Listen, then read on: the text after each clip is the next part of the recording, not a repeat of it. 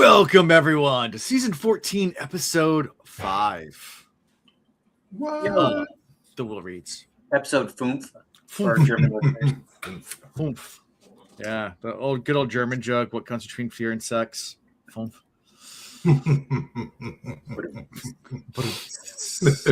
I thought it was funny.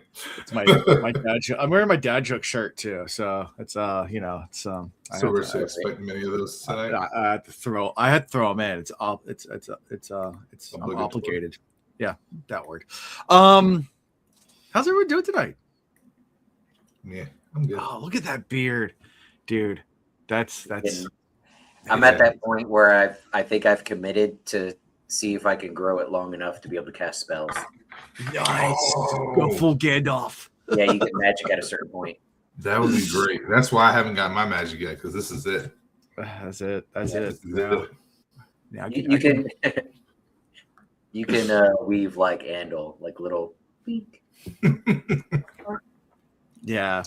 But what I can do with these two fingers is like mad magic. Right. One Halloween, finger blast. You know what I'm saying? There was one Halloween where I was gonna go as like a pirate, like Jack Sparrow type style, and a hairdresser actually offered to put extensions in my beard. Like, I was like, that would be kind of fun. Yeah, I'd love to see that actually. Well, we have a Renaissance fair coming up end of April in Richmond, which Alan, you should try and do it with me. I'll send it to you. End of April, like after JordanCon? The Ring Fair. After JordanCon. Okay. But I'm gonna go as dress up as Gimli and walk around with my battle axe. Cool. I mean, I can go as a Mistborn. It's not really Renaissance fair, but modern day Renaissance fairs. If you can go in any kind of. Yeah, you could do whatever, really. I can do steampunk because I can do like second era. You definitely embrace the fantasy world. Okay, cool. Yeah. I might be convinced to do that. That sounds like a fun time. So, let's see. Other announcements. JordanCon's coming in a few weeks, so we might not record the 21st just because we'll probably be recovering. Even though we'll be back. Because I plan on driving back the day before, but I don't know if I want to record on the 21st.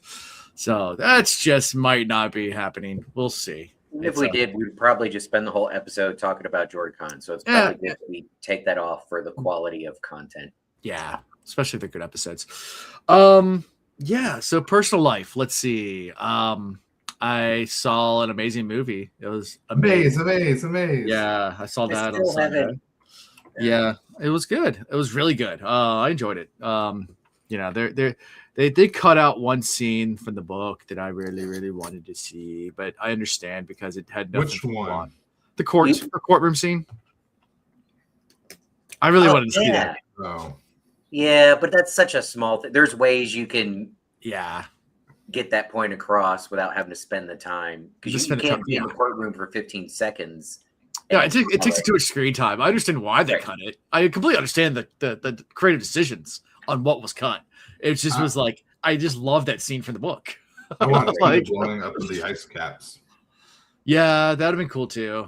But then you get into the whole and that's a budget issue too. Like you're already spending so much on budget to make that look really good. That's they did a phenomenal job. I'm not complaining at all. I'm not one of those people, but yeah. You want to know the reason? You know why I didn't see it this last weekend? Why? Because I was going to see it with the boys. And River has I don't know if he's calling her a girlfriend or a girl that they've been spending time together.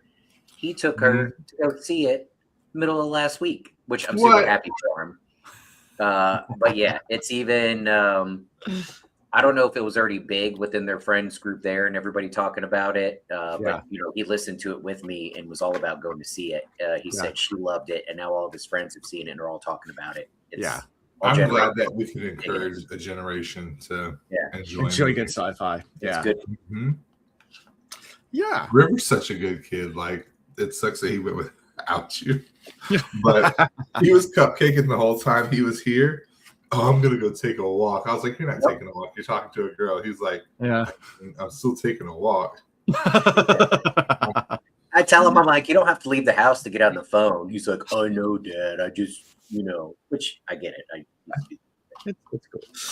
Yeah. What else is new in my world? I'm launching another podcast tomorrow, so I've been busy as I'll get out with trying to get that ready to go. Yeah. It is April Fool's Day tomorrow, isn't it? It is. So not only is Artemis launching, not only is a rocket launching, but a podcast might be launching too. So it's going to the moon again. Going to the moon. Again. Wink, wink. So that should be good. It'll be fun. I'm looking forward to all that. So that's busyness for me. Lots and lots of busy things, podcast things, both with the Will Reads, with the Cosme Reads, and with the new one. It's NEP, as Chris's name implies. So yeah, excited about all that. There for months. Yeah, I mean, yeah, no, it's not. It's been coming for a while. That's what she said. Going. Oh, we haven't had one.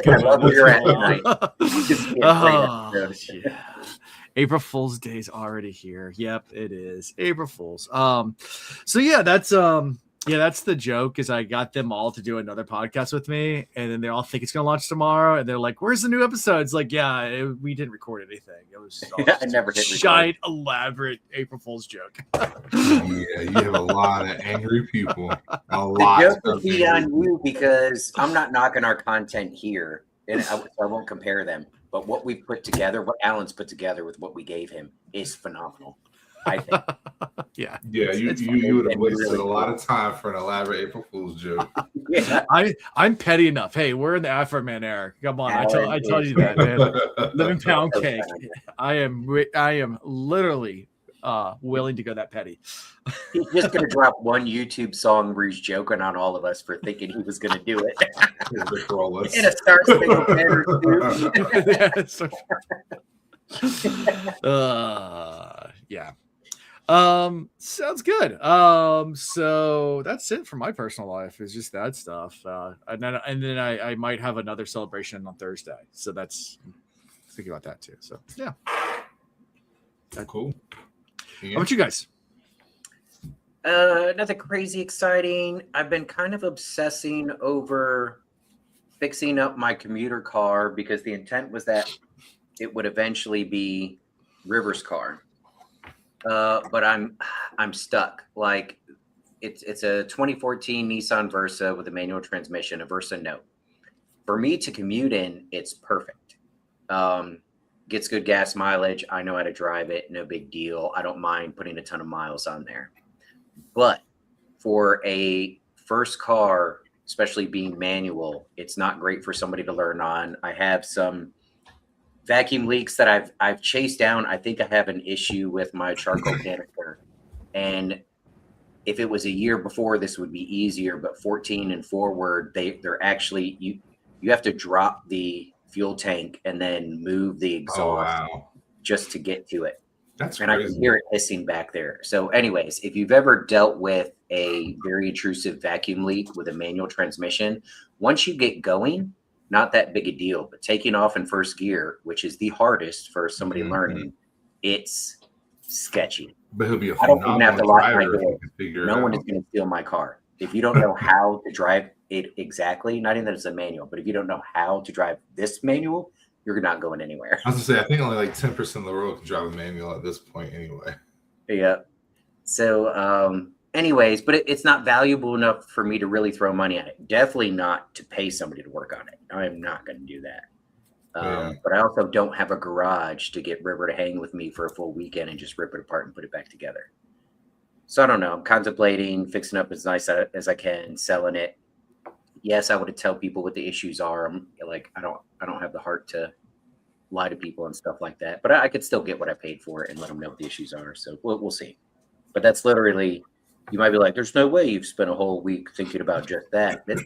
Yeah, that's it. At work, I'm watching YouTube videos. I'm watching repair videos. I've done more of that than my actual job. Please don't tell my boss. That's been my life. I have YouTube videos running all day long while I'm working. My earbuds are in, and I just am listening to YouTube videos all day long. See, I can't do it. I've watched enough videos about this exact car, year, make, model, with the manual transmission, that if I had the garage and the tools, I can, without looking at anything else right now, take it down to all of its smallest pieces and put it back together. No problem.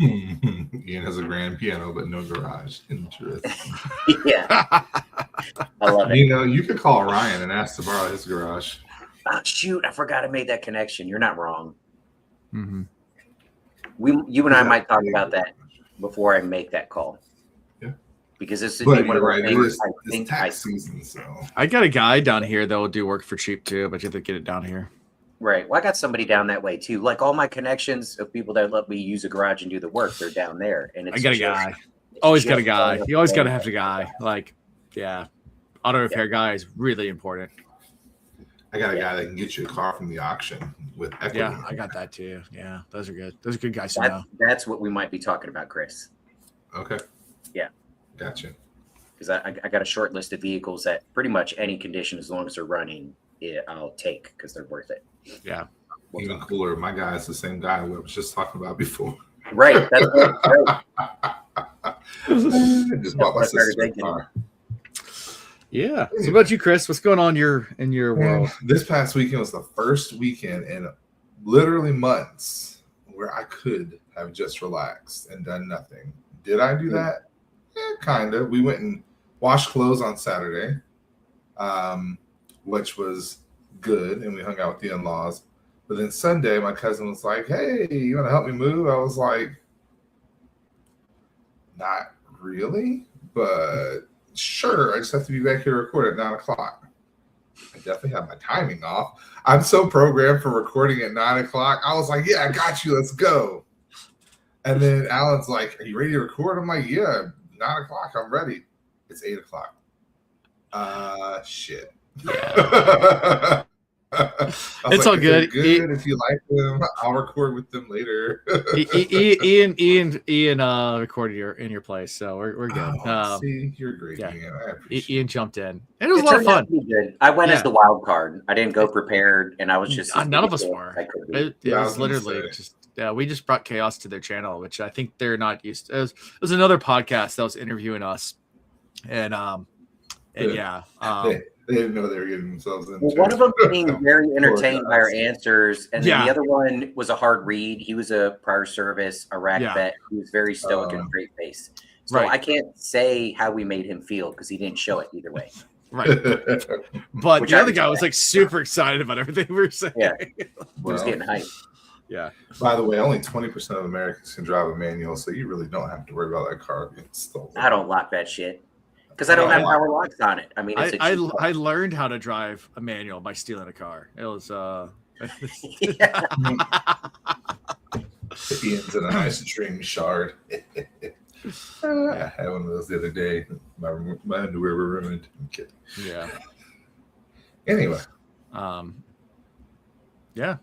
I used to buy, fix, and flip vehicles from auction. You can make 1,000% return on investment. Oh yeah. I mean, you can 100%. I had a girl I used to be with, and her dad used to go to the junkyard and just buy old frames of like really, really nice cars, like cars that are in like literally the junkyard. He did like a 1968 Stingray Corvette, and he found the frame. He found the frame for it and just brought it all back to life. And I mean, just now he put a ton of money into it. And it was awesome. I have an uncle who has a Rabbit. Have you ever heard of a Rabbit? Oh, yeah, the Volkswagen. Those he converted it to run on French fry oil. So he go to McDonald's and get all their used French fry grease.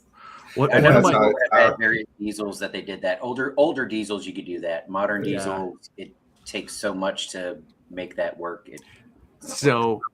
The fun thing too as well. One of my friend's dad, when he was in college, he had a Volkswagen Bug, a Beetle, like 1960s, one of the old school ones. Yes. But inside that rear engine compartment, a Porsche 911 engine would fit perfectly in it as well. Ooh. So he took out the VW engine and put it in a Porsche 911 engine in it, and literally got clocked by the. he got clocked by the police going to 100 miles an hour, and the police let him go because those Volkswagen bugs could not go over like 55, 60 miles an hour, the old 60s ones. Well, you could tweak them with better carbs and stuff and hit like 75, 80. But he was going over 100, and the cop thought his radar gun was broken and was like, you're free to go. I need to calibrate this thing. The rest of that vehicle, forget the engine you put in there. The rest of that vehicle is defying physics. That's like bumblebees flying. It's not supposed to happen. It's not supposed to. Yeah, put a Porsche engine in there and just it's fun. Anyways, you guys ready to talk about some Wheel of Time? You know what? I'm ready. I'm ready to talk about Wheel of Time. Ready to go into the thick of it? Into the thick of it? Into the thick of it. Walking through the bush. On and on we push. I should have got that. You should have. Backyardigans, is that what the show was? Yeah. I think so. Yeah, my kids like it. Or they used to. Now they're all outgrown it. They used to love that song. Before we actually get started, this is the last I'll talk about my beard. I will say this is the first time I've totally let it go. And as it grows, I don't feel the urge to trim it. Like it's growing in a shape that I like. It looks great. It does. Like I can't stop touching it. I'm not. I mean, yeah. I mean, maybe I do like myself a little too much. As I grow. Yeah. Running my fingers in it. Yep. Anyways, all right. Let me stop. It is quite thick. Yeah. Crazy. So we start with Elayne's point of view here. Elayne's at the. Yeah. I'm gonna give it to her. Yeah. I give her so much crap. She gets applause from me right off the bat. Okay. I like to give it to her too. They're actually they are in the thick of it. They are definitely in the woods, which is weird because there were no woods before they entered. Right. And then they exited, and then there are woods. Not just like little woods, but like big woods. Like she hasn't seen a wood that big before. Thick. Yeah. Thick. Sturdy, strong. Hard to walk around all that. I mean, some of the trees have some girth to them. It's a little girthy. Yeah. She was shocked. She was like, Rand made this? Yeah. I didn't know. How did that happen? Okay, so I have a question. We would get there eventually, right? These are trees that we've only seen in steadings, right? This is the old kind of trees. Yeah. So if Rand would have stuck around long enough, or if he'd have thought to actually do it, could he have created the steading? Could he have thought about that? All right, so what's our knowledge on how steadings were created in the past? Weren't they created using the power? Yeah, they were a gift. That's what I'm trying to remember. Alan, it's not spoiler for you to remind us. You could Google it and remind us. I don't think it told. I don't know if that's been revealed how steadings are made. All right, so Alan's hesitation on speculating on this means we are going to get more in future chapters about Rand and potential. I'm not sure if that's in the book or if it's in the companion. Yeah, I know we've speculated on it at least because we've talked about it. I just can't remember if the book actually told us or not. But the companion is not considered true canon. I don't know. There's a lot of stuff like that. But I'm not sure if this was speculation you guys did or if it actually was revealed in the book. Yeah, because I know there's a lot of speculation around steading, and I have in my brain I have an idea of how they're created, but I don't know if I read that in the book or if I read that. Yeah, that's where I'm at. Other source texts. It doesn't change the fact that if Rand created these trees, and obviously creation is something he can tap into, right? Yeah. Does he have the ability, and will he create something like a steading? And is that going to be part of this last battle? Yeah. What if he goes to battle like the bad dude and creates a steading like environment so neither of them can channel? So now it's like a fist fight. And then in the end, Rand. Well, I mean, the first thing they did, though, his sword. The first thing they did was check to see whether or not they could channel, and they could. Yeah. So they knew it wasn't a full-on setting. Yeah. So. That's why when it was brought up, even everybody looked around and went, "Shit, this does look like a setting." Check. Like, so it's so we had it. at least by looks. What else needed to happen to? Anyways. Yeah.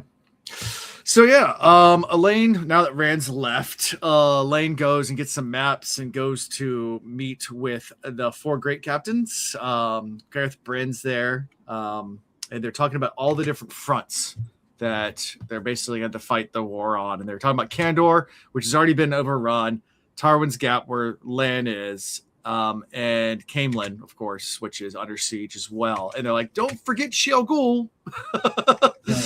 There's another front there. But they decide that those 4 fronts, and Elayne's just like, man, this got complicated real fast. We're going to fight a war on 4 different fronts, which is craziness for military planning aspects to fight a full-scale war on 4 different fronts. I mean, at the end of the day, that was the plan, though. Spread them out thin. Yeah, there's echoes, and I don't know if it's Elayne thinking it, but they're really wearing off from Rand's presence. So with Rand there, everybody was very quick to be in agreement, and everything just made sense, kind of moving in one direction. Right. And then when he's gone, like, everybody's still in agreement, but she's recognizing that it takes a little bit more convincing and talking and negotiating. And even she credits it to like, gosh, like everybody was just all on board with Rand here. And now he's gone and we got to massage this a little bit more. Yeah. But with those echoes that are still there. Yeah. She does a great job. Yeah. And with all of these great captains and people chiming in, there isn't major disagreement. There's some people making a point and somebody offering a different point, but then once both points are like discussed, everybody's quickly in agreement on the obvious best option. Right. So as of right now, everything's lining up and everybody's getting on the same page pretty quick. It makes sense from a tactical standpoint. I mean, Tarwin's Gap, Kandor, and Shale Ghul are all up towards the Blight. They're all the borderlands towards, and then you have Camelin, which is their rear. It's the flank, and it probably has the smallest force. So we got to take out the flank first to make sure our back is not exposed before making a full assault up north. Like that's right. Yeah. People don't really like taking up the back, especially not in military strategy. You ever done the air squats? You ever done air squats, but you finish with prison defense? Yeah. So like you stand up and then you flex extra with calf and everything and stretch, but then you have to cover with your hands. It's called the prison defense. Yeah. It's good on flexibility, but good on the calves and other things. Yeah. Well, anyways, I guess we don't really have to get into all the trade-offs and what's discussed, but the big decision that all the captains generally agree on is that you can't go full force on all of these fronts. Right. So they got to pick, all right, which ones do we just kind of hold where we're at and not let it get any worse? And where do we go full on assault? Right. It works for the story, but I was interested. It was interesting to me that everybody was in agreement that Camelin should be the one where you go full force and take back, because strategically, I know why as a reader and because of how the world is and all that jazz, it makes sense to go there. But strategically, that one makes the least sense to me. Nowhere near Shale Ghul. We have the ability to travel and use gateways, so like location, I guess, doesn't matter that much at all. And I'm kind of contradicting myself here, but all those other ones that are more on the border of the Blight, being able to hold there and confidently be able to move supplies and people in and out through your gateways seems to make more sense than Camelin. Like, what does Camelin have to offer us? It's been ravaged, and the most important things already came out of there: the people and the dragons. But it leaves a flank exposed. That's the reason. Yeah. They had to secure that way gate so they can't have an army come pop up behind you. For that, you're deciding one of two things: that the battle will last long enough that your flank matters, and or that you can survive this onslaught fighting all the fronts. Yeah. Because if you decided one, we have to risk everything to ensure that we're victorious, you go full steam Shao Ghul, and then whatever the nearest borderland areas are is kind of like a supply logistics point, and then that's it. Camelin seems so far away from what might be important. I get the flanking part. Yeah. And we're also leaving out that they're settling on these 4 locations or whatever being it. Right. As if the bad guys don't have something else planned that's going to unfold. Forget the Shan-Chan. We got to look. Do you think Two Rivers is out of the conversation now? You think Manetheren is no longer part of the last battle? You think the Mountains of Mist or whatever we call them in this book, you think that ain't going to come into play? It's got to. Shit. Well, I don't know. We need more captains. So, so I mean, the 3 fronts up. So I mean, I don't know if you can see my mouse cursor. Let me share. Oh, nope. I'm going to share my screen. Hold on. Share screen. Randland. Share. All right. Map of Randland. All right. We got maps. Can you see my mouse cursor? Yes. No. Yes. Okay. So Kandor's right here. That's Right. Kandor. Shao Ghul's right here. Right. Carwin's Gap's right here. Right. All of those make sense. Camelin's right here. All right. And show me Two Rivers. Is that bottom left? Two Rivers is all the way over by Barrelon. Emmons Field's right here. Way over here. Yeah. So Camelin's directly south of the 3 fronts up north. I guess you could say logistically and for flanking purposes, that somewhat makes sense. But you're still ignoring a big chunk of the map. Right. Wink, wink. Yeah. Wink, wink. Yeah. Anyway, that's my 2 cents on it. So yeah, just behind enemy lines, as Wadaholic says. Doesn't that matter? That you have a force behind enemy lines? I mean, because if you're marching your whole entire army northward to leave your back exposed, I don't know. Sure. Yeah. So they decide to go after, because they want to do it swiftly, but they do divide up who's going to take what. Lord Algorithm will go up basically to Malkiri, so Tarwin's Gap. Bryn will go lead the battle in Kandor. Bashir will lead the Andorian battle. Camelin and Ralda will command the army to guard Rand's back and Shao Ghul. With the Aiel. Yeah. Yeah, which is boss. Which is boss. The Aiel at first were like, no, we're not having it. And then Egwene was like, hold on a second. You guys asked to be written into the treaty. Therefore, you will submit. You will, not you should. You will submit to my will. Yeah. Because I was put in charge. And they were like, you know what? You're well, right. not necessarily her will. There's a greater principle. It's not a selfish will. She signed on to the greater, we'll call it the greater good. But essentially, it was decided that if this is going to work, not just in the battle, but whatever results afterwards, we have to be together. Well, I think this is going to help prevent Avienda's. Dahlberry brings up a really good question. Where did Moraine and Tom go? So this is a PG book where they're going right now. They're getting busy.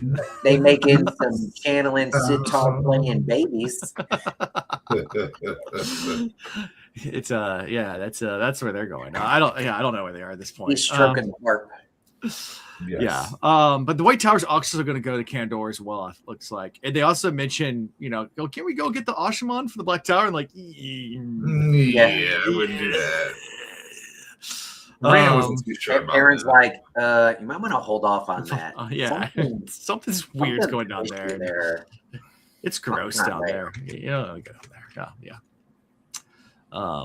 Elayne decides for now to stay in Marilor and work from there. And then that's kind of how we end this part of this scene with them kind of getting all their marching orders. And hours later, Elaine's walking back to her camp and she hears the song from the Ogiers.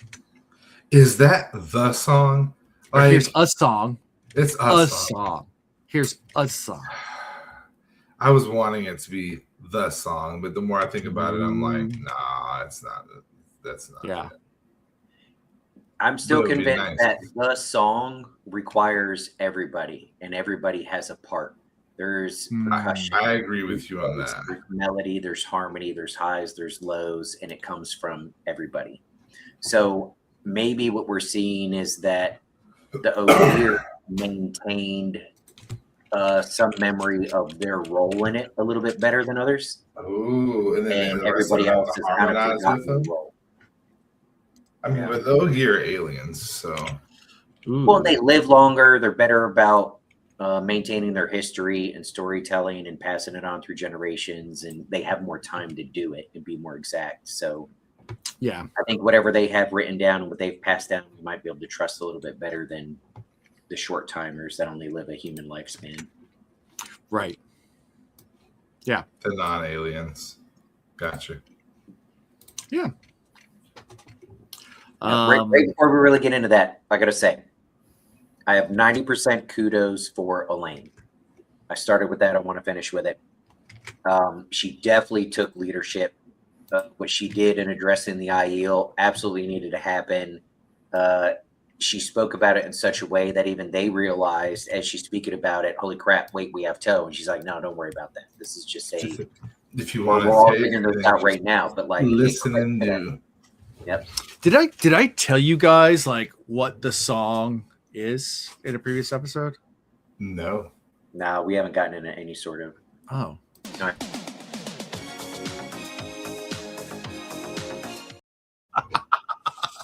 You know what's worse? It cut out into just one side of my headphone. So like my right ear was like nothing, and then my left ear was full blast. So your right ear gave you up and let you down? Yes. It deserted you? Yeah, I deserted you. Said goodbye? Mm-hmm. It did. What your left ear did? We fell right into that. Like I honestly was nodding my head a little like shit, I stepped right in. We did. When I was like 10 or 11 and learning to do cartwheels, I was showing my brother and sister that I could do a cartwheel and a round off out back, and I planted my hand into a giant pile of dog shit, and that's what that just felt like. Yeah, it's a gross feeling. It happens. You got me, Alan. Yeah. Anyway. All right, but now I have to knock Elayne. So in the show, they did actually do the song. Yeah. When they did the flashback to the Age of Legends and they were singing the song out in the field. That was the show's version of the song. Oh. I don't know that we got all of it. Yeah. I still feel like it's a la-di-da-di everybody. I mean, they were all singing it, so you're right about that. Yeah. True. Yeah. Alan, do you not want me to talk shit about Elayne? Is this why? No. I'm about to say here's some crap on Elayne. No, go for it. All right. Again, it's a small percentage, but I still got to be a little bit picky. Her emotions still got involved a little bit too much. Not too much. It didn't really negatively affect it, but I didn't enjoy reading it. Oh, Gareth Brand doesn't want to come to Andor anymore, and he doesn't want to come to Camelin. He hates me. Da-da-da-da-da. Stop being self-conscious. Accept things for what they are. If you feel there needs to be a conversation between you and him at the appropriate time, go and have it. But all the guesswork and I already don't like in a conversation when somebody is telling me how I feel. Like that's a quick non-starter for me. You could talk about it seems this and I feel like what, but whenever you start assigning feelings to me, I'm automatically like, go fuck off. Like my own parents can't get in my own head. The sad truth is Alan is probably the closest person that can understand how my head works, and he doesn't have 50% of it, and he'll probably admit that. Like, tell me how you really feel. Right. But that's why I keep you around. Like, you're a really good mirror or somebody to bounce things off with, because like you get it. Yeah. Anyways, so like, all right, she in a leadership position, so important. You really need to stop assuming feelings and intent. There's danger there. I know that. I know nothing bad came out of it here, but it could potentially be bad, especially if she starts doing it with other people. So as a leader in her position, stop doing that. Yeah, I agree. Yeah. But other than that, she was fantastic. Yeah. Mm-hmm. And then after she talks to the Ogiers and they said they've come to lend their axes to the humans fight. Elayne. Like, 36 of you will be great.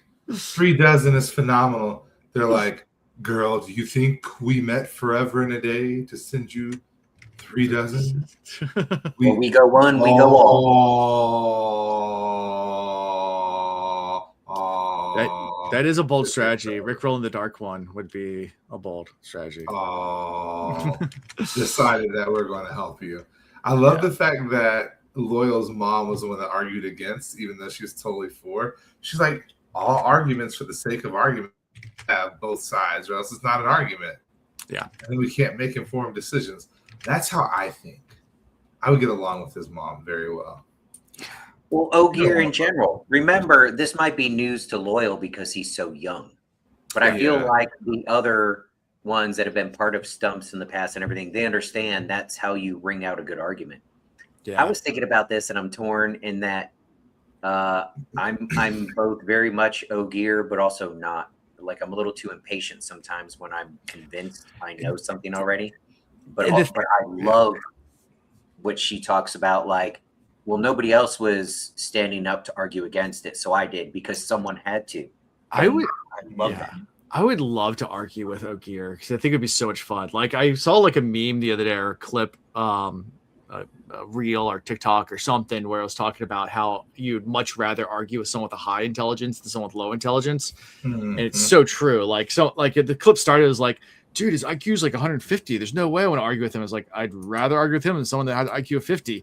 And it's like, why? And it's like you have a chance of actually, because like when you argue with someone that's smart, the idea is that you're combining ideas to try to find the truth.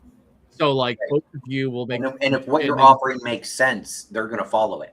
Right. Yeah. If you argue with someone that's just arguing for the sake of arguing, they'll just say like, I don't like that. Yeah. Like, you're stupid. Why? You're stupid. Like, and that's my your argument. You always do this. I always do what? Give good thoughts and arguments. Yeah, you're doing it again right there. I'm like, yeah, won't you join me? Like, no, because I'm against it. Logic. God. You're an idiot.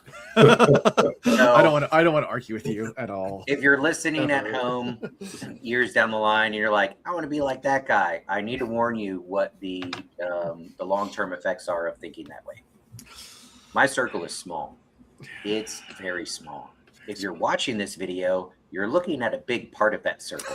There's not much more to add to it. Because you don't run into too many people that think that way. So it's not a good way to integrate yourself with society. Yeah. But it makes me feel good. I mean, we may have differences in opinion, but we know how to respect each other in those differences. For sure. The few differences that we might have.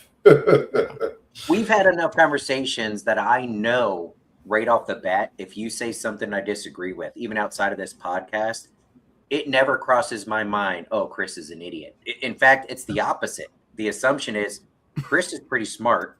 He doesn't just come up with something willy-nilly. He's not the type to read the tagline of an article and then he lives by that. Like, there's reasons. He has reasons to think the way he does. So now I'm curious, right? Those are the type of people I like having around. Yes. Yeah.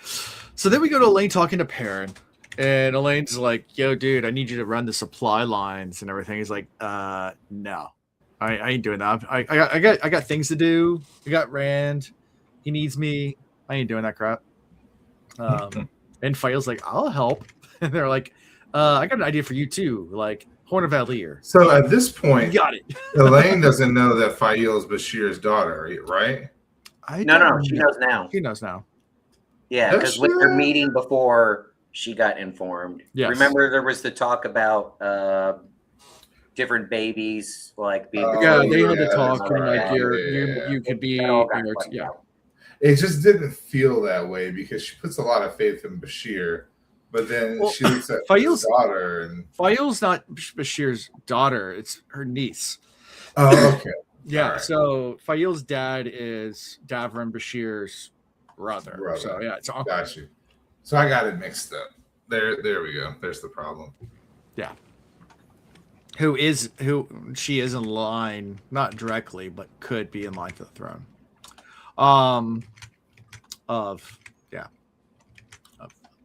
Anyway, she could be queen. Well, she's trying to be queen in her own right. She's queen of Edmund Field. But parents suggest that she carries the Horn of Hellier because the Shadow would not suspect it. And Elayne's like, yeah, that sounds like a good idea. No one would ever think that. And he trusts her completely. Mm-hmm. I hate to be this guy. I hate to say this, but I started thinking at this point, all right. Is she a dark friend? Let's assume the Dark One is no fool. And let's assume at least some of the Forsaken maybe not. Are no fools. Is Davrin I'm now trying to think. Is Davrin? No, Davrin is her father. I'm sorry. I got it so wrong. Okay. Bashir's her father. All right. Yeah, Bashir is her father. Yes. But if I assume right now that they're not fools and that they're at least as good strategically as anybody else in the book we've run into, perhaps better, what are the possible outcomes of that? We've seen all different tiers of Dark Friends. We joked about Pater, being C team, got the t-shirt at the concert, Dark Friend, right? But he still had a purpose. We had people that revealed themselves almost immediately and confronted our heroes directly. We had people that almost on the strategic level, they kind of laid low, they integrated a little bit, but they tried to pounce early on to stop things. But you got to think the Dark One isn't even fully out yet. And so there would be a plan, a strategy to have somebody close to them, close to the heroes, that the heroes trust, that they wait until the Dark One is completely out before they reveal themselves. You think it's Fael? I don't want to at this point, I could point to so many people and say, could be them, could be them, could be them. But think about who has actively worked themselves into a position of trust. Fael's at the top of that list. True. Fael took the horns with linking up with Perrin. And I don't want to take away from what they have because, a lot of good things have come. There's always this theory that one of the friends goes bad, except I've never believed that, but I don't think it would be Perrin that goes bad. It would be tragic to the story if Fael somehow was I don't know. But at this point, I would assume that somebody very close to the circle is a dark friend of sorts. And it won't get revealed. That is headed to a whole group of dark friends. It could still be a lot of people. Okay. I'm not going to read this paranoid. I don't want to do that to myself, but there is somebody. Yeah, it's Matt. We hate it, but I'm kidding. Matt can't be it. I'm full of tangents tonight. Since you mentioned Matt, I'll say this one thing. This thought clicked, and it had nothing to do really with what we read. Matt got his medallion because he said, I'm sick of this Aes Sedai BS and Aes Sedai being able to control me, right? Mm-hmm. I've also thrown out the theory of Matt and Rand, at least at some point, bumping heads. Mm-hmm. Rand just declared that he is the only true male Aes Sedai. Mm-hmm. And Rand's channeling hurt Matt. I say no. Oh. So I don't know how this Sean Chan, Matt's riding to his wife.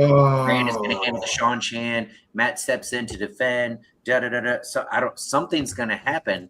And I think Rand's going to find out real quick that he can't do nothing to Matt. But Rand's also Taviran.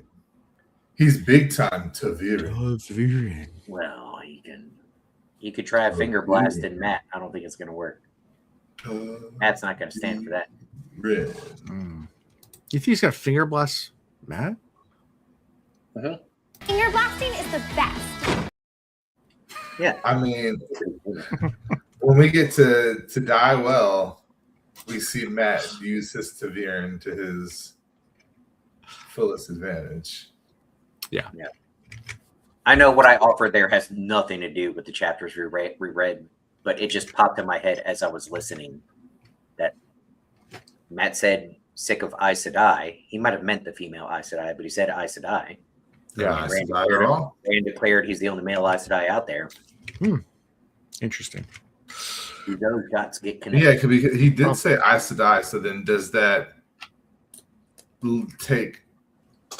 make him open to all of the other channelers, all the Dark Friend channelers? They're not Aes Sedai.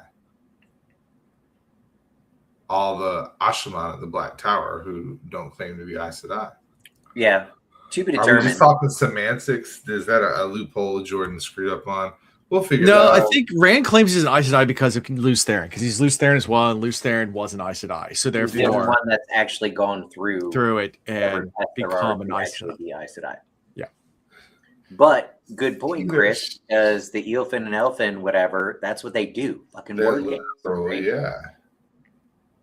Yeah. Maybe that's how Matt dies. I'm immune. Yeah. Yeah. And then we switch to land. Let's talk about Land the Man. We're going to switch over to Tarwin's Gap to Land the Man. Reinforced land. This is good. Yeah. He's informed about the battle plans, and he's, that they're going to fight under the flag of Malkir. Land almost feels Severin at this point. We're just going to name everybody Severin. But really, he's really come into himself. Land doesn't need Severiness. No, he doesn't. Land's like, well, let's take a moment to pay homage to Chuck Norris. Land is like Chuck Norris. Rest in peace, Chuck Norris. Yeah. But I was watching clips of the most recent Expendables that he was in. Yeah. And it was so perfect. If you want to pay homage to him, just watch the clip where he shows up. And all of these, for our age and older, old school, badass, like action movie characters are all working together, fighting, and they find themselves as a group in a position where they're struggling to overcome the bad guys. And then all of a sudden, bam, bam, bam, bam, bam, bam, bam, bam, massive explosion. All the bad guys are dead. And they're like, what happened? Who did that? What is it? And Chuck Norris comes around the corner. The eyes of a ranger are upon you. Yeah. He's like, anything Chuck Norris left the simulation and is now fighting to save the real world. But that movie's where they put in the joke where I think it was Sylvester Stallone goes to Chuck and it's like, I heard you got bit by a king cobra, and Chuck is like, yeah, I did. And after 7 grueling days of horrible pain and suffering, the snake finally died. Yeah. Yep. And at this point, Land walks past some grieving soldiers, and he's tells them they shouldn't mourn but laugh, cheer the fallen, drink to their forefathers who taught them well. We came here for this. I mean, he did a great job of rallying the people. Yeah. He wasn't even feeling it, but he was very kingly in that moment. Yeah. Land really is the man. Yeah. He is. It's difficult enough. Well, it's difficult to motivate the unmotivated when you're facing potentially certain death. Yeah. Land's done that on multiple occasions now. Right. Their hands are going to be full afterwards. I think it. I won't say it's harder, but it's a different kind of hard to get the people that committed themselves to sacrificing their lives. And if they survive, then what? That's a different kind of struggle. Oh yeah, 100%. Anyway, the wine's talking. What's next? All good. I think we're done with this chapter. Unless you guys have anything else. No, we're done. All right. Now the next chapter is like. This is where Elayne really gets my vote. Yeah. Because she makes the ultimate sacrifice. She's like, that's my city. I only held it for X amount of time, 100 hours, whatever, 10 days. But sacrifices must be made. And she literally burns Caemlyn. Yep. Like she opens up gates, throws in fires, and watches from a distance. Pregnant belly and all, riding on the horse, leading her people to the charge. Mm-hmm. How it's got to be. And I was proud of her in that moment. Yeah. Kudos to her. And she stuck to it. This wasn't like a fickle in the moment decision, just trying to win the battle. Even when Tall Mayonnaise and no, not Tall Mayonnaise, who was the other guard that left Caemlyn apologizing to her. Gaibon. Gaibon. Immediately, she was like, buddy, Camelin, Andor, it's the people. You saved the people. You saved Camelin. You saved Andor. It's not the buildings. It's not the physical place. And she was immediate with that, and she stuck to that. So, and she talks about like how farmers will burn the fields for the new crop, which yeah, she's not worried about rebuilding. Which, by the way, for environmental reasons, slash and burn is not really a good way of sustaining a good. Not at all. No, slash and burn destroys entire civilizations because it's not really good for crops over long term. But yeah. Are you still mad that they destroyed Hampton and it never came back to anything? I'm still mad they burned Alexandria, the library at Alexandria. All right, so there it is. You want to know what pisses me off? The Coliseum's still standing. They might have pulled all the metal. You know what really grinds my gears? But the Coliseum's still standing. You know what really grinds my gears? Yeah. We can do a whole episode on what potentially was lost with the Library of Alexandria. Dude, I get upset about that every time I think about it. Like, he burned the Library of Alexandria. I mean, they probably cured cancer 10 times over in that place. Yeah. It's like, there's a little herb. You just smoke it and boom. Yeah. Cancer's done. Cancer's done. If we had that, the AMA, the American Medical Association, probably would have never been formed, and we would not be fighting pharmaceutical companies that are poisoning our children, but whatever. And I'm not talking about vaccines. I'm just talking about the pills they charge us for on a regular basis. Yeah, they're $1.5 billion. They just do that with American food. They don't even have to do it with pills. Correct. Remember, no, Alan, that's the secret still. Shh. Oops. Anyway, what is it? 80% of all cheese made in America is no, I'm not going to get to that. What? The enzyme they use to make cheese in America, 80% of it was developed by Pfizer. So 80% of all the cheese you eat has enzymes that were developed in a lab by Pfizer. So yeah, the pharmaceutical companies are making the cheese, literally. Fun times. You can go look it up. Is that why it makes me so bloated? Then they make the lactate to heal it. Pfizer. Yeah. Anyway, so yeah. So you don't even have to do. I mean, it's no wonder what the same company that owns Monsanto also owns Kraft macaroni and cheese. Yeah, whenever people give me a hard time for bacon, I ask them if they eat anything out of a box. And when they say yes, I'm like, I'm doing better than you. Yeah. I think, was it the conglomerate Atria? Atria, it's Monsanto, Kraft. There's some water companies, and Philip Morris, they're a major shareholder. So cigarettes, Kraft macaroni and cheese, and literally pesticides are all made by the same company. Because why not? I will say this. Somebody in the chat mentioned how they eat a lot of cheese. I also do. So does my mom. We are. I eat a ton of cheese. It might be a dash pricey, but there's enough people that are hip to this, and they make their own cheeses, and they source the milk and everything that they make it from cows and whatnot that have not been given all the different. There's people that pay attention to this. You can get the good stuff in America. You can. You're not totally screwed. Yeah, artisan cheeses and like farmers markets are great. But that's kind of new in the last 5 years. Yeah, that it's easier to get your hands on it. Yeah, or people are starting to wake up. You got to pay for it a little bit. Yeah. Or like the time when we did a science fair project and we tested the bacteria in store-bought meat, and there was literally compounds from a chemical warfare weapon, like a biological weapon. Was one of the bacteria. Tell people they don't believe me, and I'm like, go swab meat yourself. Go swab it yourself. So ground beef bought in the grocery store has biological warfare bacteria that actually is in the meat. Yeah, I was like, that's in the early days of figuring stuff out in the U.S. Now this is probably done worldwide by other countries, but in the U.S.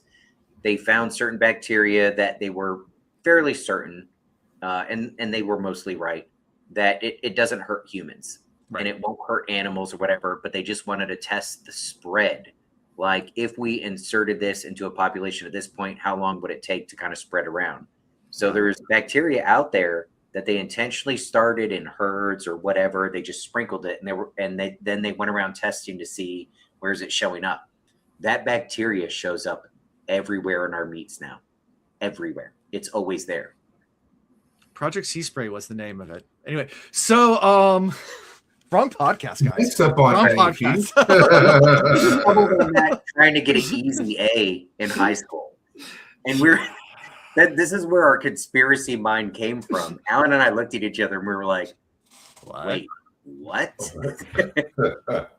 They're like, we went to local university's microbiology lab. Let people know it's public knowledge. And they gave us access to like super high-tech stuff. Like, we were high schoolers, and they're like, we went to a university microbiology lab, and they're like, yeah, so you can use this thing and identify every kind of bacteria in the entire world, and like not just count colonies, but actually identify all the bacteria that's in there. And we were like, cool. It was really cool. But then, is it CNU's microbiology lab? Oh, wait, they had that back when we were in school? Yeah, they had these little trays you could put it in, and then you would incubate the trays, and then they would change colors, and then you would match up the colors to like a giant textbook, and you could go and see like red, yellow, and they'll have the colors, and you match it up, and it would identify what kind of bacteria it was. Yeah, I should have really cool as a bio major. Yeah, it was really cool. Yeah, labs now are freaking phenomenal. Yeah, organic chemistry would have weeded us all out. Not that we couldn't do it, but like. Why? Yeah. No, thank you. But so let's go back to this plan. Go ahead. Yeah, we'll go back to the plan. So Elayne's sitting outside of Camelin. She realized she has to lure the Trollocs out and not use the dragons too fast because they want the Trollocs to leave. And they have this whole plan. I think Perrin's actually the one who decides that, like, or gives the hint, like, hide everybody in the woods. And then have them chase you into the woods. Garrett Brand chimed in on it too, even though he's not part of it. He chimed in that he was worried about that. Yeah. And the plan to get them all out is just to burn the whole city. So they're just basically going to put a bunch of oil through gateways and throw some torches in there. And just gateways all over the city and basements. And I love it. Yeah. Yeah. So now we're back to thinking big picture and big strategy. I wasn't a huge fan of picking Camelin to throw all your forces at, but if you're going to do that, you're not. I don't know how to say this without being judged. The Geneva Conventions are a mistake. War is war. You should rarely go to war, and before you go to war, you need to understand what war is. There is no fair fight war. There is fighting to win. So once you decide you're fighting, you do what it takes to achieve your objectives, period. And if your objective in this instance, there's no civilian population you're trying to save. It's whoever's left in there is bad, and they all need to die. You do 100% what it takes to make that happen. Yeah. So I'm all about this. In fact, they probably could do more. Yeah. And while they're waiting to this plan to hatch, that's when Bashir goes up to Elayne and is like, hey, you should probably just, go tell everybody that's the Dragon Reborn's baby. He's like, how do you know that? He goes, I mean, I see how my wife looks at me. Like, I know how you look at Rand. Like, I know who the baby daddy is. It's obvious. Like, I know a thing or two because I've seen a thing or two. I got a wife and I got a daughter. I know the looks. I know the looks. He's like, you be rubbing your belly every time you look at him. Like, yeah. You put that in you. It's like, you should really tell the people. It's like, you don't tell me what to do. It's like, I'm just saying, for morale purposes, like, there's rumors that it might be a Dark Friends baby. Like, you should squash those rumors and just say, like, that's what you're fighting for. Like, and she gives in because right as they do it, she turns to Birgitte and says, go tell all the captains of the guards that they're fighting for the That Rand is my baby daddy. Yeah. And kudos for Jordan and his new writer, whatever his name is, putting this in there, right? This isn't, I don't think this is just one of those. Jordan and his new writer, whatever his name is? Yeah, I thought I would tickle your fancy with that one. This isn't one of Jordan's script on gender roles and gender stereotypes and this, that, and the other, because in our culture, how often do you see it's the elder woman that just knows when someone's pregnant and knows the sex of the baby? and knows stuff like this. And so Bashir has that capability, right? But I don't think it's just a flipping of the gender roles. Now that I'm older and have seen a thing or two and talked to enough elder men and women, I realize men have had this capability too. We're more observant than sometimes we're given credit for. We just don't talk about it as much. Mm-hmm. And that's not knocking anybody. So no surprise to me that Bashir, who is a father, soon to be grandfather, if he's not already with other kids, I don't know, having experienced all that, that he can recognize it. To me, that makes sense. Yeah. The same way almost any mother that's already been a mother can recognize motherly things in a new mom. Like, that does not surprise me. There's unique things about it that if you've been there, done that, it makes sense. So, right. Exactly. If you haven't noticed, I'm doing wine tonight. So tangents, get ready. Tangents. Yeah. And that's how we end this scene before we switch over to Androl. I thought it was tangents, but it's tangents. Wine jokes. I'm working on my dad jokes. Dad jokes. So we switch over to Androl, Jonathan, and Imran. And of course, they've all been caught at this point. They're tied down to the ground and shielded. Yeah. Pavara and Evan are also tied up and shielded. They're in quite the predicament. I mean, at least Androl has the wherewithal to like test his bond with his new Aes Sedai. Yeah. And their conversations become really fluid. Like, they can just have full on conversations now in their minds. Right. Just but also you have a couple of things. And you also have that Evan reveals to Androl that Taim's men broke him. That's how they found out about Androl's plan and how they're ready. He's like, sorry, dude. Yeah. But you should join us now. It's really cool on this side. Like, well, at first they take him to the back and they have to listen to him be turned. And he clearly had a weak will because he was turned like instantly. Yeah. Right. So that part sucked. But yeah, kind of is what it is. Yeah, then you had the Pavara and Androl where they're telepathically trying to figure out how to untie the knots and things like that, and kind of cool stuff. And that they're in a dugout. When that comes together, that's going to be sweet. Am I the only one super excited about them both finally just at some point? It's going to be so dire that they both just give in to the bond. Yeah. Each one has reason to want to be in control. So if they're shielded, can they link? The bond has something to do with the. No, they can't link because you can't. Okay. You have to use the power. When you're shielded, you can't use the power. Yeah, I was. The bond could. I think the bond could give them an edge in defeating the shield. You can break the shield with the power, but it's very, very difficult. I mean, Rand does it by working through the knots in the box. But it's not an easy thing to do. I was just wondering, was there a way for them to use the bond to break the shield? And the only way you can do that is if the shield's tied off. So if the weaves are tied off, if they're actively holding a shield, you can't break it. So go back to the metaphysics of how it all works. If they're actively holding a shield and someone's channeling a shield on you, you can't break that. That's impossible to break. But once they tie it off, you can work the knots. Like Rand does, but that's extremely hard to do. Like, Rand's super powerful, that's why he could do it. But that's the average person. They're not doing that shit. Yeah, they ain't doing that shit. Yeah, and then towards they also once Evan's turned, he tells Androl that Nalam died in the cave in, and then they come in because they haven't met the quotas for Dreadlords yet, so they come in to take Imran.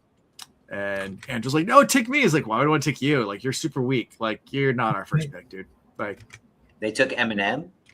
Did they get Eminem or Slim Shady? Slim Shady. Slim Shady. He became Slim Shady. Imran. Yeah. So, yep. And Andrew just thinks that Nala was so lucky. excited for those two to truly work out their bond, and I think they're going to be a 2-person wrecking crew. Yeah. Agree. Sorry. Yeah. Cool. And Angel thinks at the very end that Elayne was lucky to die in the cave-in versus having to go through what they're about to have to go through. Better to be dead than to return to the shadow. That's a fair point. That's the kind of thought that you could give yourself time to dwell on after you're already dead. It's risky to think that before you've died. Yeah. Yeah. Gotta always look on the bright side of life. Yeah. And that's what we end this chapter. So the shorter of the 3 that we're covering. Anything else from this chapter before we move to the final one? Chapter 9, To Die Well. The final countdown. No, it's not the final chapter. The book. We got a ways. All right. To Die Well. We're back with the land. Land's army continues holding the Trollocs at the gap. But they also know that, without even more reinforcements, they're going to be overrun eventually. And Land thinks about Bulin's death and talks with other soldiers about those who died, the laugh instead of more, and goes back to that whole thing. And with Narishma's help, Land leaves his friend's body on top of a mountain where he can be preserved until they can bury him properly. Because he'll be one that gets high honors, so they want to make sure that's done right, which, I get it.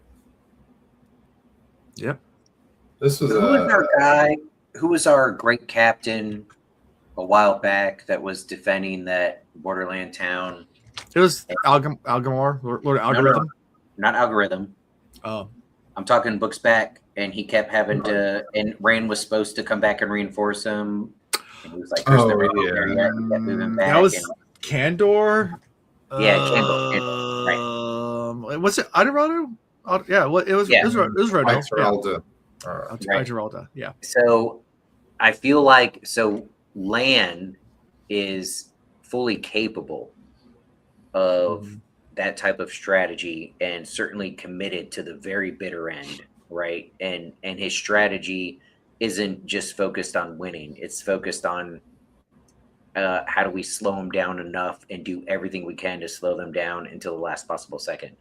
But he hasn't really done it before. So there's still all of the recognition and taking moments of appreciating those that have made the sacrifice and all that jazz. And it's not all business. But I don't know what my overall point is here. I feel like this is the beginning of Land's potential of being that type of strategist, I guess. Not that I'm voting for him to be another one of the next great captains. He's just in a league of his own, right? Yeah. With a mission of his own. I get that. But it's not too different of a position that dude was in a couple of books ago, like I was talking about. You look at it very quickly, just the numbers game alone. It's like, okay, as we are right now with what we have right now, it always, the equation equals 0 on our side, and they still have some left over. It's imbalanced. But how do we respect our people? How do we show love for our people, but still make it as far as we possibly can and slow down as much as we possibly can? Yeah. I wouldn't want anybody other than Lan, running that fight right now. Yeah. That was a good quote. Yeah. And then while all this is happening, all of a sudden the ground starts to shake and all these tiny rents start to appear in the rocks and cracks, but they're darker than normal. Nothingness behind the world's breaking. But the cracks disappear soon. But Land is super worried about everything and heads over to the Saldaean camp where he talks to Lord Algorithm. This is the pump up he needs. Yeah. But and how tired the men are, and he refuses to retreat and leave Malkir to the shadow for a second time. But then Algamar is like, dude, don't be selfish. It's irresponsible to throw your life away before the last battle. You can do more hurt to the shadow by falling back. It is okay to retreat. Yeah. And there's so few people that probably could have offered him that advice where he would have actually taken it. Yeah. Agreed. And there's Algamar, possibly Moraine. Yeah. I mean, who else could have said those words where it actually hit home for Lan? So the right person, the right time, right place. Yep. And the season emergency signal wall is happening, which draws his attention. And there's a defenseless part of the line that's being hit. So runs over to save the day, but also realizes that, at this point, they need to let Malkier fall again. Mm-hmm. Yeah. Yeah. Which is tough. But yeah, there was going. They will have their turn to surge. Yeah. Am I the only one not bothered by that? I know you put on sad face there, Alan, but like, Chris, are you worried? For Land's sake and Malkier, are you worried? Because I don't know why, but I'm not. But it's just sad that he had to abandon his home again. For a second time. Yeah, for a second time. Lan has always come into this with the idea that he's going to die. Yeah. So it's hard to feel sad or upset for somebody who has decided, okay, I'm going to live for others. I'm more or less proud of the fact that he's coming to these realizations. Yes. So that's where I stand on that. Losing Malkier, death lighter than a feather. I'm sorry, guys. I'm hiccuping like Tiger Woods after a traffic accident. Where he wasn't drunk. There you go. But he was hiccuping a lot, apparently. Yeah. So we switch to Egwene. Egwene's army is moving to Kandor. She talks with Gawain. It just because he's super impatient to fight the shadow. And Sylviana's there to discuss with Egwene Elayne's proposal of a stationary hospital. The Amerlin, agrees eventually, suggesting Mayan for the wounded during the battle to have the Yell Sisters post up there, both the novices and accepted, and all the Yell Sisters, so they can gateway people that are injured to be healed. A safe place to dedicate themselves to healing and gateway folks there. And then strategy. And I'm skipping through this fast because I get to the part where Egwene and Egwene run into each other, because that's kind of I get this section, the bulk of the section. Yeah.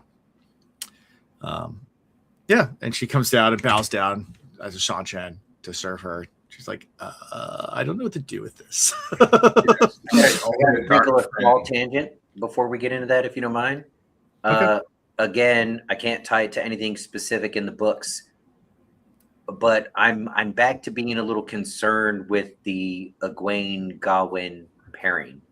Not that I don't think they're good for each other. I think they're great for each other. But I've talked about at least the balance between using the one power and being able to fight. And obviously in their situation, we've seen where the things Egwene knew or thought she knew and how she went about things was, if she did it without Gawain, she would have died. Mm-hmm. And Gawain having only his way and looking at things just through his point of view, he was missing a part of the picture. I still feel like they're not on the same page in understanding the importance of each other. Like, we've done the first step of like acceptance, but it's based on love, not on. I still don't feel like it's out of respect for what each other can do and what they offer the equation. Like, the powerful thing that should be respected is the two together. I know Egwene changed her name. Leo and Shipless. There you go. Liowen. Let's give it. Look, we can't remember one name. Don't ask us. I knew it was the other name too. I just can say Egwene better than Liowen, so it's just I chose the easier name to say. That was perfectly because I was worried about pronunciation. But Anyway, I'm done with my tangent. But yeah, so Egwene does offer her to repay her debt by getting rid of bracelets and to also, protect Egwene against Shan-Chan military and get the plans of the Empress and stuff like that. So she's like, fine, you're going to serve me? Serve me. I need to know where they are. Who's your daddy and what does he do? Who's your daddy and what does he do? Egwene says, mind if I have a cigarette? While you eat. That's a scene from, I think it was in the 60s, a porn called Deep Throat, which was the movie that in the U.S. they based the obscenity laws and then the challenges in court off of that. Right. There's a scene where there's a chick sitting up like on a kitchen counter up in the corner, obviously naked, and somebody's coming to give fellatio. Yeah. And she's like, mind if I smoke while you eat? So that's how I pictured this scene happening with. I don't know where I am or what we're doing here. Yep. So anything else from this before we switch to Rand's point of view? Nope. All right. So this is the last point of view. So Rand arrives at Elayne's tent, and they have a little bit of a kerfuffle about things, but then they agree to, get along again. Does your cheat sheet offer you the word kerfuffle, or is that a word you choose to use on purpose on your own? Everybody wants to know. I'm not the only one who questioned that. I pulled that out of nowhere. Wow. What great ancestor were you talking to when you were 4 where you learned that? Probably my Jewish grandmother who had Yiddish and everything. He hit you with the kerfuffle. Okay. No, I'll take it. Yeah. It was appropriate. Nailed it. Don't hear that every day. Yeah. Speaking Yiddish to me when I was a kid. Anyway, so their children talk about their kids and naming their kids. Like, what, you thought of a name yet? It's like, Rand, please don't name my kid after me. He's gonna have enough living in my shadow. Don't. I love how his response was, Tam's gonna be a grandfather. That made me feel like something horrible was about to happen at Tam. I swear, if they kill off Tam, I might stop reading. I may be like, all right, y'all finish this on your own. Yeah. I do have a short list of people where if they kill him, I'm going to say F this series. And Tam is on that list. Ain't no way. They showed him too much love in that scene. I'd be very upset. So Tam's one. So what's the other short list that can't die? Who else can't die? Well, I have a very risky one because he almost wants it to happen, and that's Lan. Yeah, I know. Like, of all the characters we've learned to love, that's one you're supposed to be like, well, as long as it's a good death, we'll respect it. But I'm like, no, let my bro live on. Bella, yes, Dana, Bella. He needs to go with his wife and have many children and, create Nethrun all over again. Yeah, the Lan thing is not just for Lan's sake. It's because of how much I've learned to love Nynaeve as well. You're not wrong. Yeah. Tall mayonnaise. Yes, I'm so glad Tall Mayonnaise is back in action. We just kind of breezed over that, but Tall Mayonnaise is survivor. Tall Mayonnaise, he earned my respect. And then the list is rounded off with Tom and Matt. Matt is actually one of my only original. So Loyal's not on your list? Oh, shoot. Put him on there. Loyal. He just got married. Yeah. It takes him like 10 years to have a baby. He was your roommate for like half these books. Yeah. Wait. I mean, don't assume that by him not being on my list means I'm okay with him dying in these books. Him not being on my list was that one is so obvious. He doesn't need to be on the list. Okay. Like, y'all caught me off guard. I almost said, why would you even suggest that? But you're right. I didn't say the name. But of our original Edmunds Fielders, the only one at this point where I would be really taken aback if you get rid of him would be Matt. I feel like that would be it'd be very hard to write that in there. Yeah. And then this conversation goes to Rand telling her about, the whole Loose Theron thing and what happened on the top of Dragon Mount. And they talk about, that he should not deny people the right to fight and defend what they love. And this is, I think, when Rand heats the tea or whatever without using the power. And he's like, "How did you do that?" He's like, "Tavir, like the pattern wants to balance, and anything I do, like it's why the green is like it used to be kind of a balance." And she talks about like the feathers and a bunch of other examples, and he's just like, "But now that the evil's coming in, everything I do is just good." So, well, she's like, "Well, then what happens when there is no more bad?" He's like, "Well, it doesn't really work that way." Yeah. The pattern is the power of another world. Yeah. Remember, the pattern, I think, is part of the wheel, is part of what demands the balance. I think the breaking the wheel is part of the way forward. Okay. Get rid of the overall balance. Okay. The requirement of an overall balance also requires at some point, limitations to free will.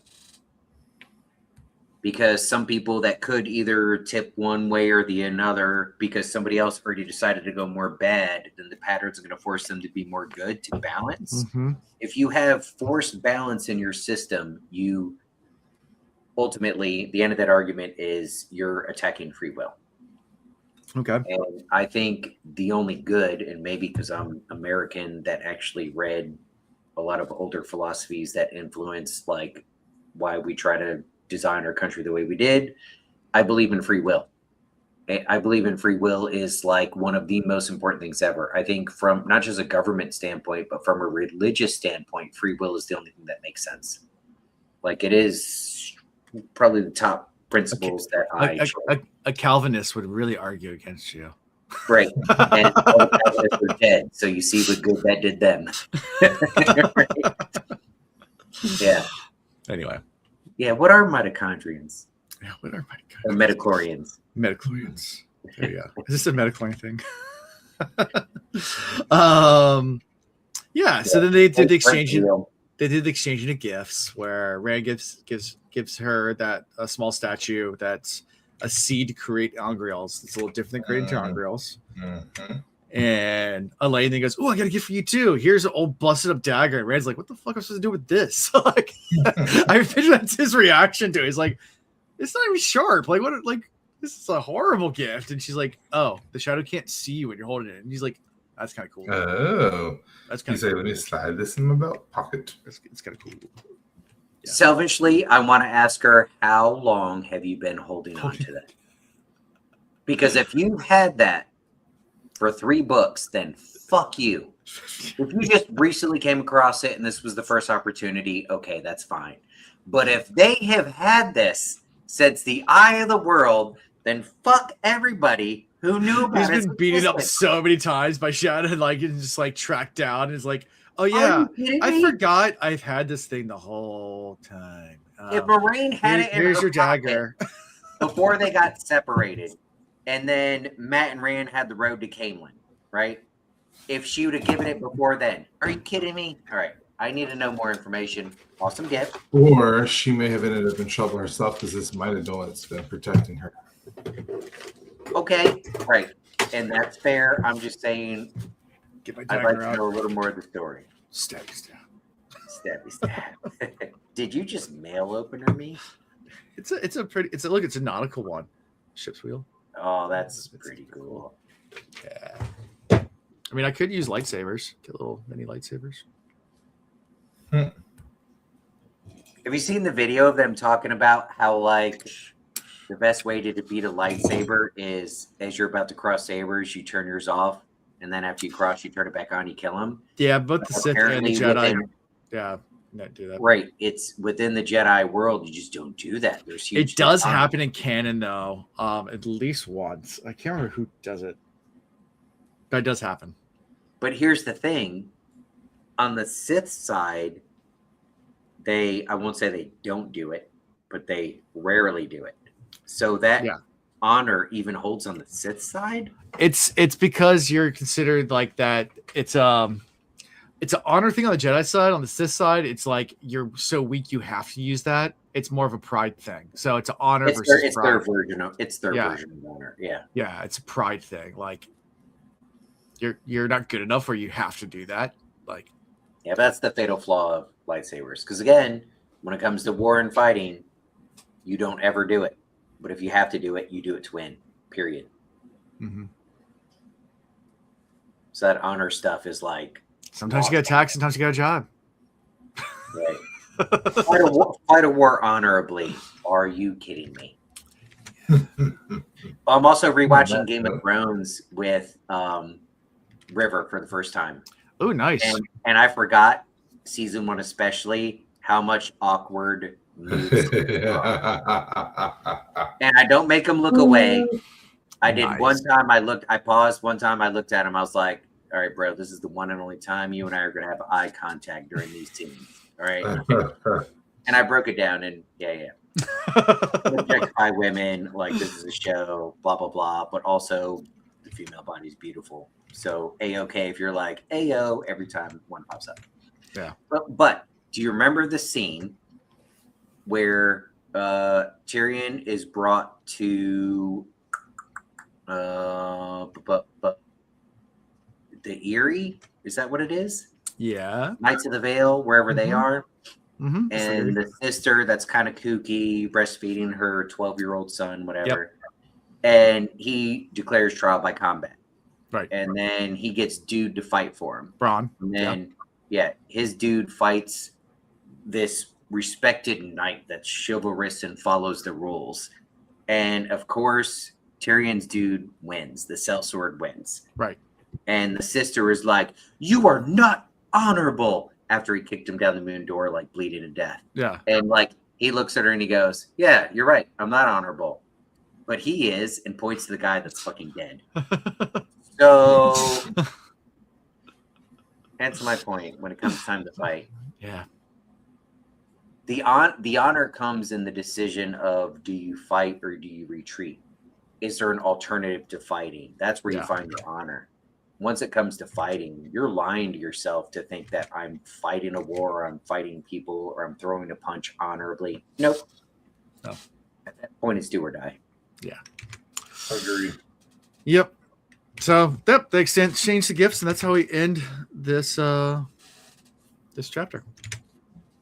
Any other thoughts? I appreciate it. I did everything in my power to stretch this until the longest episode ever. It's not the longest episode we ever did. Not even close. Not even close. We need to have Guts and Allie back on for that, but they're behind us now. So what? At some point, you got to explain to me how that happened. They took some time off. They accelerated way past us. Yeah, but they took some time off and they got behind us. Yeah. Anyway, so favorite character? Do you want to go first? No, take her, because I know who you're going to take. Go ahead. This is solely out of respect and not really emotion, but I think Elayne needs to get it. I have way more positive check marks to give her. And I think I owe it to her, actually, because I've given her so much crap. But in these last couple of chapters, we almost erased all of the things I gave her crap about, which technically adds to the argument of how Rand Taviran the fuck out of them. Because remember, Elayne had all of these plans, and all of these plans of what would happen after the last battle, and how things would be sliced, how the pie would get served, and da-da-da-da-da. And not only did all of that go out the window with Caemlyn getting attacked and her just being like, hey, the people are safe. That's what's most important. But now she's the leader of all of the armies, representing everybody. Borders out the freaking window. Let's just win the battle. Anyway, she gets tons of credit. Yeah. I don't want the Taviranness to take away from what she's doing. Yeah. Yeah. I tried my hardest to give her shit, and it was like a small tiff between her and her former dad, essentially, even though it wasn't really her dad, right? Yeah. So she's awesome. Okay. Chris? My person is Loyal's wife. Okay. For saying it so beautifully. Aerith. Yeah. Okay. We forgot to throw that out there when Loyal announced he's married. He was like, "What did you tell me? It was so wonderful, so great. I love it. She says a beautiful voice, and she allows me to go out without having to ask my mom. I can go out."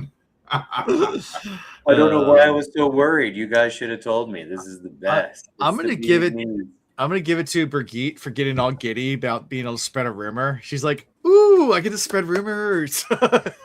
Yeah. Yeah. That's cool because it is kind of outside of her wheelhouse. It is. So to get to do it, but intentionally. So it is in her wheelhouse because it's an intentional rumor. Oh yeah, Egwene's married now too. They did. Oh yeah, there is that. There's that. There's that too. They're all married.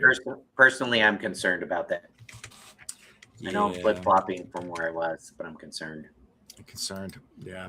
I think it's not that they're married. It's that I don't feel the conversations that need to be had have been had. I don't think they truly understand each other. Interesting. Even with the marriage and the bonding and whatever. Yeah, it's interesting. So next week we're going to be doing 2 chapters. 10 and 11. I think that's right. Yeah, 10 and 11. So it's to use the use of dragons. What could that be? Yeah. And speaking of Braun, just another sellsword. Heyo. That'll be fun. It'd be cool if that's a Matt chapter. That would be interesting. That would be kind of cool. It's not, but interesting. Is it going to be cool like that, Alan? Maybe. You son of a gun. It might be. Any predictions on what's happening next? Where we're going with this? I mean, well, we know there's something that unfolds with creating steadings because you were so scared to give any sort of answer about that. We know that's going to happen at some point. Okay. I don't know. I don't know if that, like I said, that's in. Oh, sure. Yeah. Cover story. Go ahead. Sure. Big government. Yeah. Convince me I'm confused and that you've got my best interest in mind. Always. To be fair, we're at the last book, and that's the closest you've come to giving away anything. So, like I said, I don't know. It's not that big of a deal. It's not like huge for like. Oh, now you're full of shit. It is such a big deal. It's literally the cornerstone of the ending of this book. There's you still have a couple of predictions we have to get through because we're coming up to this. So we'll see if you get them right. Well, Tam has already time traveled a few times. It just hasn't been confirmed by the book itself, but we know it's happened. Yeah. Yeah. Anyway, so yeah, no predictions for this other than that. Just got some cell swords and some dragons. It seems very self-explanatory. Okay. So you think? All right. Well, how we can be found is at thewillreads.com. It's a website where you have links and all sorts of cool stuff.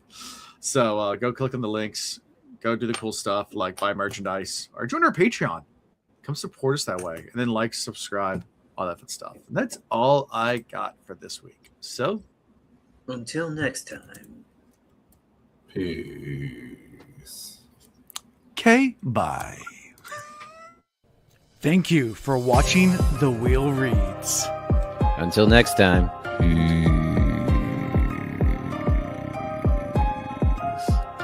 Okay, bye. Get your Coast Guard certified life-saving device ready and strapped on. Where are we going tonight? What kind of strap on you talking about? Sure.